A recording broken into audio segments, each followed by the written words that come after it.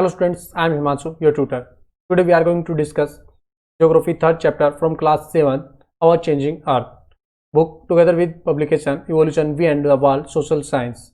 Let's start our chapter. देखिए पहले के जो पार्ट्स हैं उसमें हम डिस्कस कर चुके हैं. फोर्स जो हमारी अर्थ को चेंज कर रहे थे वो, फैक्टर्स रिस्पॉन्सिबल जो हमारे अर्थ के चेंजेस में थे वो, अर्थक्वेक एंड वोल्केनोज. अब हम बात करेंगे विंड, रिवर्स एंड वेव्स के बारे में और साथ में कि ये जो डिग्रेडेशन इम्पैक्ट है एजेंट्स, इनका क्या इंपैक्ट हमारे डिग्रेडेशन के ऊपर पड़ रहा है, किस प्रकार से ये डिग्रेड कर रहे हैं हमारी अर्थ क्रस्ट को. ओके, देखिए तो हम बात करेंगे डिग्रेडेशन एंड एग्रीगेशन टॉपिक की. तो पहले हम देखते हैं अर्थ की जो सरफेस है वो कंटिन्यूसली अंडरगोइंग चेंजेस, वो कंटिन्यूसली यानी निरंतर चेंज होती जा रही है. इस वजह से बाय एजेंट्स ऑफ ग्रेडेशन, ठीक है, यानी एजेंट्स जो आपके ग्रेडेशन के यानी चेंज करने वाले कारक आपके कौन कौन से हैं. रनिंग वाटर, बहता हुआ पानी है, मूविंग आइस है एंड विंड्स एंड वेव्स हैं. ये आपकी जो अर्थ क्रस्ट को चेंज कर रही है, अर्थ की सरफेस को चेंज कर रही है. अब देखिए the process of reduction of height of landform is called degradation, यानी जो ऊंचे जो आपके लैंडफॉर्म्स बने हुए हैं, ज्यादा हाइट वाले जो लैंडफॉर्म्स हैं उनका जो रिडक्शन हो रहा है, उनकी हाइट जो खत्म होती जा रही है, ये जो प्रोसेस है उनकी हाइट का रिडक्शन होने का लैंडफॉर्म्स का, उसको हम बोलते हैं डिग्रेडेशन, यानी उनका डिग्रेड हो रहे हैं. ठीक है, while the process of depositing the Erode fragments is called aggradation, यानी ये जो आपके डिपोजिट्स होते हैं, यानी डिग्रेडेशन से जो आपके निकलते हैं पार्टिकल्स, उनको जब दूसरी जगह पे इरोडेड फ्रेगमेंट्स को डिपॉजिट किया जाता है तब उस प्रोसेस को बोला जाता है आपका एग्रेडेशन. यानी डिग्रेडेशन और एग्रीगेशन दोनों के दोनों आपके एक ही चीज के दो अलग अलग वेज हैं, यानी तरीके हैं काम करने के. कंटिन्यूसली वर्क करते हैं, जहां भी आपका अर्थ सरफेस लैंडफॉर्म्स का आपका डिग्रेडेशन और एग्रीगेशन हो रहा होता है वहां दोनों आपके काम कर रहे होते हैं. ओके, देखिए इसके अलावा हम बात करते हैं डिग्रेडेशन और एग्रीगेशन होता किस प्रकार से. देखिए ये कोई लैंडफॉर्म्स है, यानी कोई माउंटेन है. सबसे पहले इसको हम मानते हैं ये कोई माउंटेन है जो आपका डिग्रेड हो रहा है, यानी टूट रहा है, ये ब्रेक डाउन हो रहा है धीरे धीरे. ओके, यानी ये तो कहलाएगा आपका ब्रेक, इसकी हाइट कम होना जो है वो क्या कहलाएगी, डिग्रेड हो रहा है ये. और ये माउंटेन यहाँ से टूट कर इस एरिया में फैल जाता है, यहाँ पे आपका ये इंक्रीज हो जाता है, तो इसको बोलेंगे हम क्या, एग्रीगेशन.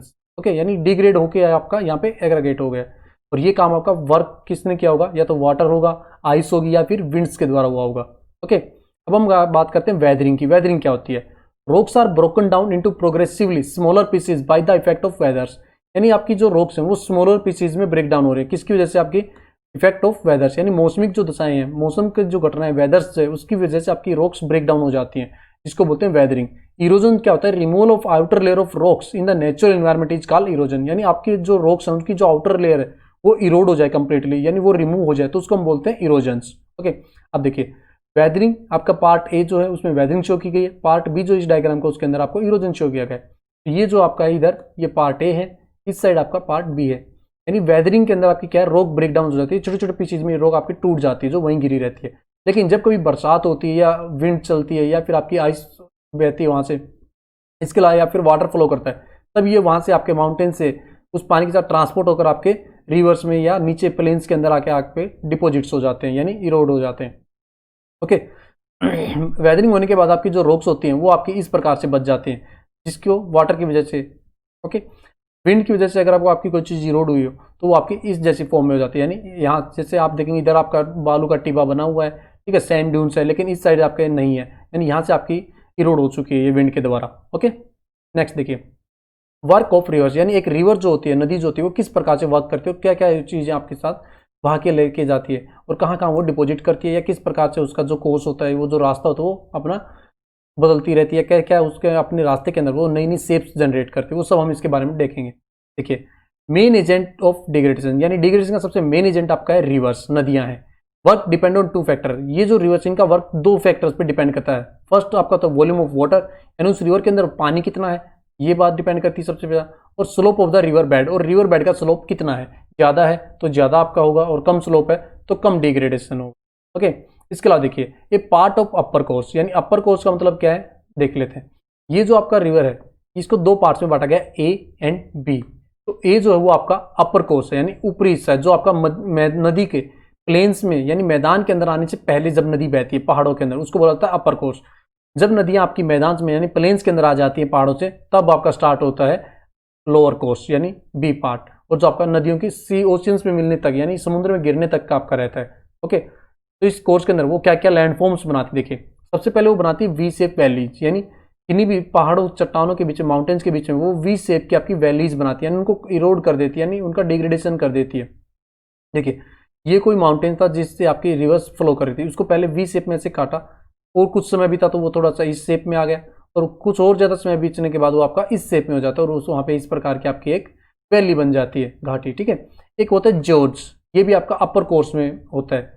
जॉर्ज क्या होता है, आपकी इस तरह से दो खड़ी माउंटेन्स होते हैं, उन माउंटेन्स में बिल्कुल खड़ी दिशा के अंदर यानी ऊर्ध्वाधर वर्टिकली जो है उसको डिग्रेड कर देना, वर्टिकली उसका इरोजन कर देना, जो आपका एक तरह से उसको आपका क्या कहलाएगा, जॉर्ज बन जाती है वहाँ पे माउंटेन्स के बीच में। ओके, इसी के साथ होता है एक वाटरफॉल, ये भी आपका अपर कोर्स में पाया जाता है रिवर में।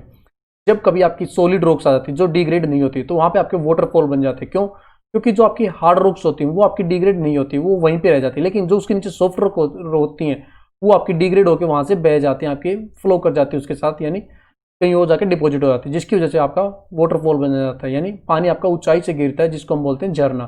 ठीक है, वाटरफॉल्स आप क्रिएट होते हैं, ये भी आपका रिवर्स के अपर कोर्स में ही जनरेट होता है। इसके अलावा हम बात करते हैं meanders and oxbow lakes. Meanders and oxbow lakes क्या होते हैं? जब आपकी रिवर्स जो होती है, नदियां जो है मैदान के अंदर यानी प्लेन्स के अंदर आपकी फ्लो करती हैं तो इस तरह से सांप की तरह आपकी फ्लो करती है। ठीक है, देखो ये जो आप क्या करती है सांप जैसी इस तरह से वो फ्लो कर रही होती है। ठीक है, तो जहां पे भी ये आपकी रिवर मुड़ी हुई है, देखो जैसे ये जो पॉइंट है, ठीक है, ये जो मुड़े हुए जो घुमावदार मोड़ है इसके अंदर, इन्हीं को बोला जाता है मिएंडर्स, इनको हम बोलते हैं मिएंडर्स कर्व। ठीक है, ये मिएंडर्स कर्व्स बोलते जाते हैं। जब कभी आपकी ये जो मुड़ के रिवर्स उस एरिया में कुछ हिस्सा ऐसे ही मुड़ा हुआ आपका, ठीक है, ये पीछे छोड़ देती है तो वो पानी भरा रह जाता है एक लेक की तरह, उसको बोला जाता है ऑक्सबो लेक। ये आपकी ऑक्सबो लेक बन जाती है, तो जो मेंढर आपका कट के पीछे छूट जाता है उसकी वजह से आपकी बनती है ऑक्सबो लेक। देखो स्टार्टिंग में आपकी नदी इस तरह बह रही थी, हल्की सी सांप की तरह थी, ठीक है, सर्पिलाकार जो होते हैं। ओके, उसके बाद थोड़ी सी और उसमें मोड्स आने स्टार्ट हो गए हैं और वो मुड़ने लगी है, देखिए, ठीक है, वो बढ़ गए। हो सकता है कुछ समय के बाद और ज़्यादा मोड़ बढ़ जाए, बिल्कुल ही आपकी ज़्यादा घुमावदार मोड्स हो, और हो सकता है कहीं पे वो बिल्कुल एक हिस्सा कट के उसका पीछा ही रह जाए, वो अपना रास्ता चेंज कर ले, तो ये जो एरिया बच जाएगा ये आपका कहलाएगा ऑक्सबो लेक, ये वाला एरिया। और इधर जो एरिया आपका ये ऊपर जो वाला ये आपका मेंढर कहलाएगा। ओके, यानी ये दोनों की दोनों जो मेंढर एंड ऑक्सबो लेक की जो फॉर्मेशन होती है ये आपकी प्लेन्स के अंदर पाई जाती है, यानी रिवर्स के बी कोर्स में, यानी जो लोअर जो कोर्स होता है रिवर का उसके अंदर पाई जाती है। अब हम बात करते हैं फ्लड प्लेन्स की, यानी फ्लड प्लेन्स जो हमारे हैं वो किस प्रकार से बनते हैं। देखिए, जब आपकी रिवर्स मैदान के अंदर आ जाती है, प्लेन्स के अंदर फ्लो करने लग जाती है, तब वहां पे बनता है आपके फ्लड प्लेन्स, यानी बाढ़ का मैदान जिसको हम बोलते हैं। ठीक है, देखिए ये जो आपका रिवर का कोर्स है, यानी ये आपका डाउनवर्ड कोर्स है, जो आपका लोअर कोर्स जो बोला जाता है। ठीक है, इस कोर्स के दौरान यानी वो एरिया जहां तक आपका रिवर्स का वाटर फैल जाता है बाढ़ के दौरान, यानी ड्यूरिंग द फ्लड सिचुएशन, जब आपकी फ्लड आती है तब आपका जो रिवर का वाटर रहता है वो कहाँ तक फैलता है, वो जो एरिया होगा वो आपका फ्लड प्लेन कहलाएगा। ठीक है, यानी ये जो आपका येलो कलर का आप देख रहे हैं, येलो कलर का जहां तक एरिया दिखाएगा ये आपका फ्लड प्लेन तक का एरिया है, यानी ये आपका पूरा फ्लड प्लेन कहलाएगा। इसके साथ रिवर्स जो होती हैं, रिवर्स के दोनों जो बैंक्स रहते हैं किनारों के ऊपर एक ऐसे बांध जैसी चीज बन जाती है। ठीक है, जो आपके सेडिमेंट्स जो होते हैं इकट्ठा होकर वो आपका बांध जैसा बना लेते हैं, जिनको हम लीवीज बोलते हैं। क्या कहा जाता है? लीवीज बोला जाता है उनको। ओके, नेक्स्ट देखिए, अब हम बात करते हैं डिस्ट्रीब्यूटरीज एंड डेल्टाज की। तो डिस्ट्रीब्यूटरीज और डेल्टाज रहते हैं वो आपके लोअर कोर्स के सबके लास्ट जो पार्ट होता है वहां पे बनते हैं। ओके, जहां पे आपका रिवर का जो कोर्स हुआ है एंड हो जाता है। देखिए, जब आपकी रिवर समुद्र के अंदर मिक्स होने जाती है, यानी जब अपने डिपोजिशनल वर्क को खत्म करने वाली होती है, तब जैसे ही उसका डिपोजिशन वर्क स्टार्ट हो जाता है वहाँ पे वो अपने साथ लाई हुई चीज़ों को छोड़ना स्टार्ट करती है, तो वहाँ पे इस प्रकार के कुछ आइलैंड्स से बन जाते हैं। ठीक है, ये जो है कुछ हिस्सा आपका जमीन का ऊपर उभर के सामने आ जाता है डिपोजिशन होने की वजह से, इसको हम डेल्टा कहते हैं। जैसे ही ये डिपोजिशन वर्क होता है उसमें कुछ बीच बीच में रिवर्स की अलग अलग ब्रांचेज टूट जाती है, जिसको हम डिस्ट्रीब्यूटरीज बोलते हैं, यानी उन्हीं ब्रांचेज को क्या कहा गया है? डिस्ट्रीब्यूटरीज बोला गया है। ओके, नेक्स्ट देखिए, अब हम बात करते हैं वर्क ऑफ वेव्स की। वर्क ऑफ वेव्स आपको मोस्टली देखने को मिलता है सीन इन कोस्टल एरिया, यानी समुद्र किनारे वाले जो एरिया होते हैं वहां पे आपको जो वेव्स होती हैं, सी वेव्स जो होती है, उनका वर्क देखने को मिल सकता है। ठीक है, क्या रहता है कि मोस्टली जब वे सी वेव्स जब आपकी रहती है हवा के साथ, जब सी वेव्स फ्लो करती है तो आपकी जो रॉक्स रहती हैं उसके बैंक के साथ साथ या उसके अंदर, तो उन रॉक्स को क्या करती है? कट करती है, स्ट्राइक करती रहती है, जिसकी वजह से वो एक वर्टिकल वाल के रूप में रॉक्स कट हो जाती हैं, और ये जो वर्टिकल वाल बचती है इसको हम बोलते हैं सी क्लिप, यानी इसको सी क्लिप के नाम से जाना जाता है कि बाकी जो रॉक्स वो आपकी वर्टिकली इरोड हो चुकी होती है सी वेव से। जब ये सी क्लिप्स के ऊपर continuously over a period of time, लगातार काफी दिनों तक या कई सालों तक आपकी जब कंटिन्यूसली इरोड करती रहेगी, तो ये जो क्रैक्स और होल्स हैं यहाँ पे काफी बड़े हो जाते हैं, वाइडर्स हो जाते हैं, जिसकी वजह से आपका क्या है, यहाँ पे सी आर्चेज बन जाती है, यानी वो आपकी इस प्रकार से होती है। ये देखिए, ये आपका सी आर्च बन जाती है इस डायग्राम के अंदर। ठीक है, तो यानी ये नीचे का जो पार्ट है ये आपका होलो हो चुका है यहाँ पे इसकी वेव्स की वजह से, और लेकिन अपर जो पार्ट वो अभी तक आपका यहाँ से मूव नहीं हुआ है। तो ये आपका सी आर्च की फॉर्मेशन होती है। उसके बाद हम बात करते हैं स्टम्प्स की, यानी कुछ एरिया ऐसा होता है जैसे रेड सर्कल के अंदर दिखाया गया है कि एक आइलैंड जैसा एरिया हमारे पास इरोड होकर उस माउंटेन्स का बच जाता है, रॉक्स का, जिसको हम बोलते हैं स्टम्प्स। ओके, इसके अलावा हम बात करते हैं ये जो इससे पहले की जो चीजें हमने पढ़ी हैं, sea cliffs, sea arches and stumps, ये सारे के सारे सी वेव्स के आपके इरोसिव एक्शंस हैं, यानी जिनसे इरोड होता है। अब हम बात करते हैं depositional action of sea waves, यानी डिपोजिशनल मतलब जमा करने वाला जो एक्शन होता है, काम होता है सी वेव्स को, वो किस प्रकार करती है। सी वेव्स अपने साथ लाई गई सारी चीजों को बीच के ऊपर आके जमा कर देती है, यानी बीच पे इकट्ठा कर देती है, वो डिपोजिट कर देती है। इस प्रकार का एग्जांपल आपका कोलम बीच है, केरला, गोवा, वहां के जो बीचेज हैं वो इस प्रकार के आपका एग्जांपल है, डिपोजिशनल बीच के एग्जांपल है। ओके, जहाँ पे चीजें आके आपकी डिपोजिट हो जाती हैं। अब हम बात करते हैं वर्क ऑफ आइस की, यानी आइस का वर्क किस प्रकार से होता है। ग्लेशियर जो पोलर रीजन के अंदर पाया जाता है, और साथ में माउंटेन्स के ऊपर जो हमारा ग्लेशियर रहता है, वो क्या रहता है कि आपकी जो बर्फ जो रहती है जैसे वो फ्लो करना स्टार्ट करती है तो आपकी रिवर्स बन जाती है स्नो की। ठीक है, ये जो ग्लेशियर उसकी एक रिवर बन जाती है, नदी, ग्लेशियर उसके अंदर फ्लो करता है एज कम्पेयर टू वाटर।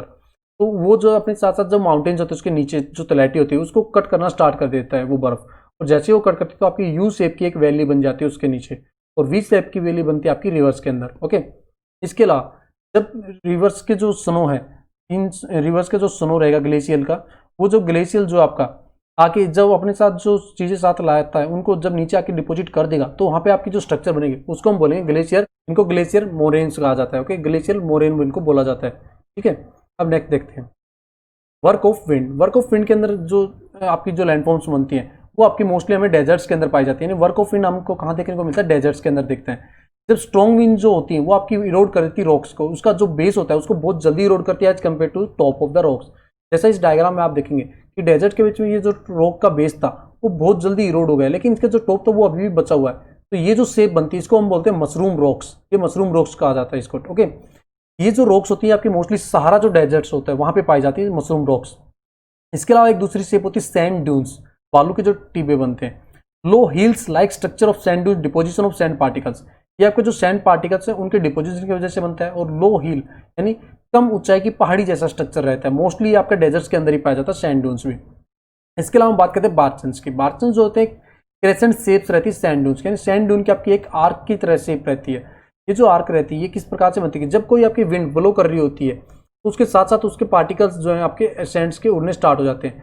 जैसे ही उसके पार्टिकल्स इरोड होने स्टार्ट होते हैं तो आपकी इस तरह की एक शेप्स बन जाती है। ठीक है, तो ये जो शेप कहलाएगी आपकी, ये क्या बन जाएगी, पूरी बार्क ड्यून्स इसको बोला जाता है। ओके, तो ये था हमारा विंड का एक्शन। इसी के साथ हमारा चैप्टर समाप्त होता है। Thank you, have a nice day. Please like and subscribe our channel.